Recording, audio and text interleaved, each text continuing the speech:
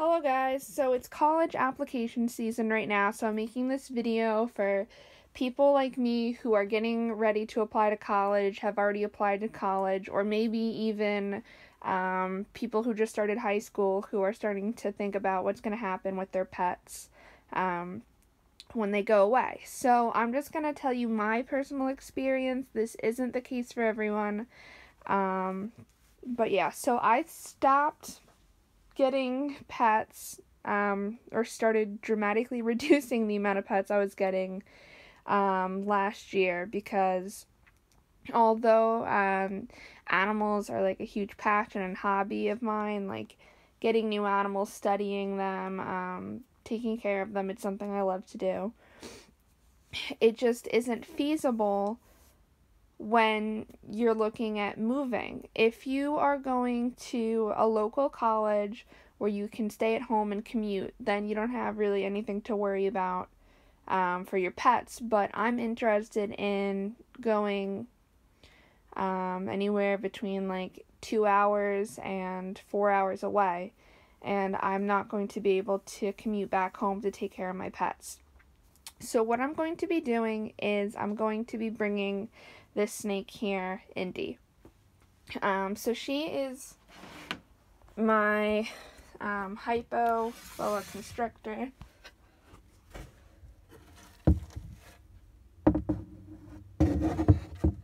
Right now she's about 4 feet long. So she is this 4 foot long vivarium. It's 2 feet wide and a foot tall. So the only way I'm bringing her actually is I got her certified as an emotional support animal. When an animal is certified as an emotional support animal, schools and apartments can't deny you keeping them. And so I didn't like bullshit this. I have qualifications for it. And most of the qualifications are pretty easy to get. For example, anxiety, maybe, depression. So you can talk to your psychiatrist about that, and maybe they'll prescribe an emotional support animal. But in terms of all my other animals, unfortunately, I'm not really going to be able to bring them. Over here is another boa. Just taking a bath. So a lot of people have been asking, what pets do I still have? So I'm just gonna go downstairs. So unfortunately, I did rehome my bearded dragon, Spike, who I had for basically my whole life, because I can't bring him to college, and it's not fair for me to leave him at home, because my mom and brother said they would take care of him, but I know that they're not going to be able to give him the same quality of care that somebody who owns reptiles would be able to give them. In terms of my rats and ferret, I don't really know what I'm going to do. The rats, I'm probably going to have to rehome before I go to college, because they are a lot of work to clean their cage, and I know my mom is not going to be willing to do that. My ferret, Oliver, I think she'd be willing to help take care of him. She said she's going to try. And so my plan for him is to, just let her take care of him, and then as soon as possible get him back with me. And so let me now talk about some alternative ideas with what to do with your pets when you go to college. So the first solution would be to sell them. You can sell them on Craigslist, on Facebook. There's different like reptile forums and reptile sale websites that you could check out. And that would be one of my first go-to places, because those people are very educated with reptiles, and it's easier to find somebody who could take your reptiles or pets, not necessarily reptiles, pets online, because then you can talk to a lot of different people, see what they know, and see who would be the best fit for your pet. Some animals are able to be shipped.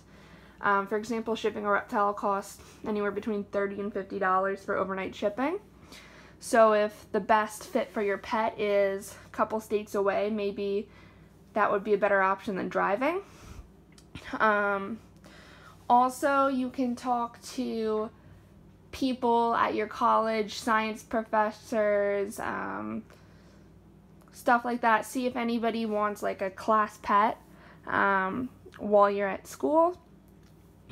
You can temporarily or permanently rehome them to your friend.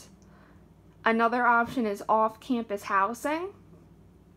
If you get an apartment, you can talk to the landlord. Sometimes they'll let you have a pet. Sometimes they'll let you have a pet for a fee.